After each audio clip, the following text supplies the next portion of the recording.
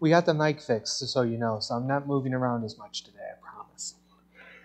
But contemporary music, I'm wearing a Waymaker shirt. You know it's one of my favorite Sundays. When we got the notice that it's going to be a Psalms of Praise Sunday, I was like, oh, contemporary music. Sorry. So today, well, let me preface too. Also, to kind of give another food for thought for the imperfection for today, I think I've never ran so far to the other side of the church so quickly at one time. So thank you, Pastor and Richard, for my extra exercise this morning. Next, this is going to be the next Olympic sport, the 40-yard dash to the other side of the building. Anyways, so, most of you, I think, have been to a graduation Sunday service in the past 6 years.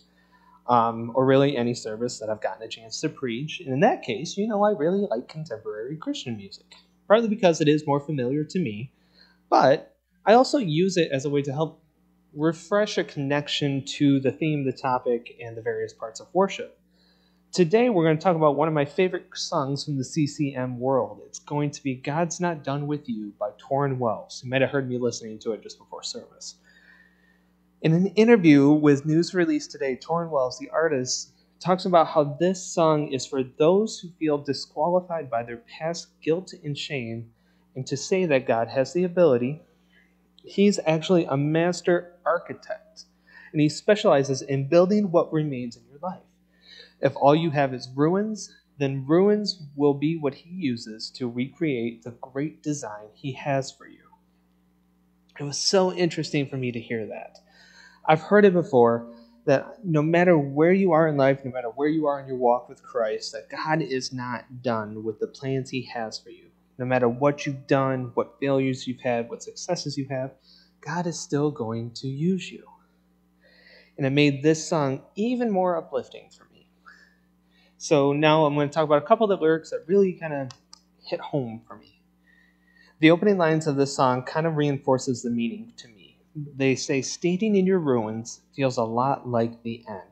So used to losing, you're afraid to try again. Right now, all you see are ashes when there was a flame." I've been there. I'm sure many of us have been there. To me, Torrin is talking about burnout. I've dealt with that far too many and far too often. You continue to try, and all that seems to happen is failure after failure after failure. And after a while, you become tired. You are ready to give up and move on to something else, even if that something is nothing. But it's great. It's great to be reminded that when you're dealing with that feeling of constant failure, that God is still working on you, with you, and through you, pulling you out of the ashes or the failures to mold you into a person that he wants you to be. And also, the part of the bridge caught my attention. He's got a plan. This is part of it. He's going to finish what he started. It blows me away every time when I understand that God's plans includes my own failures. Talk about, the whole imperfection thing that seems to be the theme with this service. In a sense, God allows me to fail so I can re-recognize his greatness and strengthen my own faith in him. Now, I know this may or may not be the case depending on how you believe, but still, sometimes we attempt to do things ourselves because we're too proud to ask for help. I've been there, and more times than not, I've failed.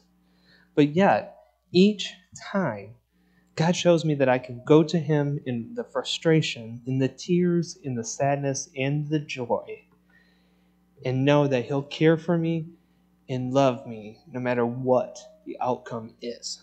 The song has been a go-to for me for years. Really was part of my introduction to the Christian contemporary world. And I encourage you to check it out. There may be, and I didn't verify to be sure, there may be a thing in your announcement sheet that has the music, or has the title of the song and the artist. So it's kind of your homework this week to go check it out, listen to it, get involved in the Christian contemporary world. It's not all bad, I promise. After that, amen.